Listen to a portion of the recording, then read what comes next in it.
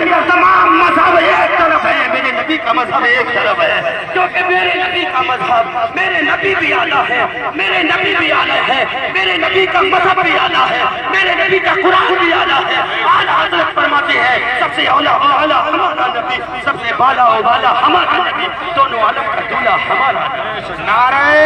تکبیر، نعرہ رسالت، یا رسول اللہ، نعرہ غوثیت، مسلک اعلیٰ حضرت، سرکار کی آمد، سرکار کی آمد، دلدار کی آمد،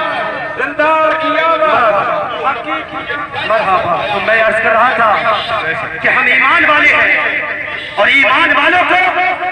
کسی کام میں شبہات کی گنجائش نہیں رکھی۔ اللہ اس کے رسول نے ہر معاملات کو ہمارے سامنے آیا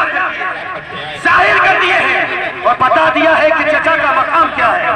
بتا دیا ہے کہ تاؤ کا مقام کیا ہے، بتا دیا ہے کہ باپ کا مقام کیا ہے، بتا دیا ہے کہ تمام حقوق کو بتا کر کے مسلمانوں کو تب کہا گیا یا ایھا الذین آمنوا، اے ایمان والو، اے شانتی والو، اے سکون والو، اس لیے کہ تمام مذہب ہے ان میں امن نہیں ہے، ان میں سکون نہیں ہے، اس میں حقوق کو نہیں بتایا گیا ہے۔ اگر ہر ایک کے حقوق کو بتایا ہے تو مذہب اسلام نے حقوق کو بتایا ہے، اگر ہر ایک کے حقوق کو بتایا ہے تو ہمارے نبی نے ہر ایک کے حقوق کو ادا کر دیا ہے اور اس کا حقوق کو بتا دیا ہے۔ اب یہ میں یہاں پر ایک بات اور بتاتا چلوں،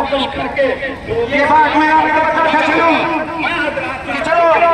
ہم لوگوں کو ایمان والا اس لیے کہا کیونکہ ہم حق پر ایمان لائے، رسول پر ایمان لائے، قیامت کے دن پر ایمان لائے اور فرشتوں پر ایمان لائے، اس لیے ہم کو ایمان والے کہا گیا۔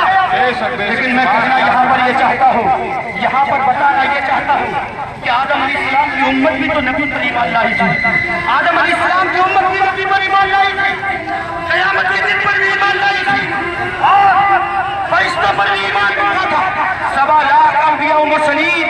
دنیا میں تشریف لائے، تمام کی امتوں نے نبی پر ایمان لائے، اللہ کو ایک مانا، رسول کو رسول جانا، قیامت کے دن ایمان رکھا، لیکن کسی نبی کی امت کو ایمان والے نہیں کہا۔ یا ایھا الذین آمنوا، یہ کہہ کر نہیں پکارا،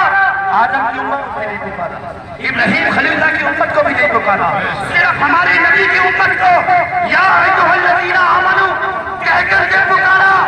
سنو مسلمان، اس کی وجہ کیا ہے، اس کا مقصد کیا ہے؟ سنو سنو، اس لیے کہ جب آدم آئے انہوں نے کہا کہ کلمہ پڑھو لا الہ، آدم صفی اللہ، تمام لوگوں نے کلمہ پڑھا، لیکن اس کے بعد ہی یہ بھی آدم نے بتایا کہ وہ لوگوں میں آیا ہوں لیکن کسی کا پرچار کرنے کے لیے آیا، کسی آخری آمد کے ذکر کرنے کے لیے آیا ہوں، کسی نبی کے آمد کا ویلکم کرنے آیا، ان کا سواگت کرنے آیا ہوں۔ تو تمام نبیوں کی امتوں نے ان کے نبی پر ایمان لائے، ان کا نبی مانا،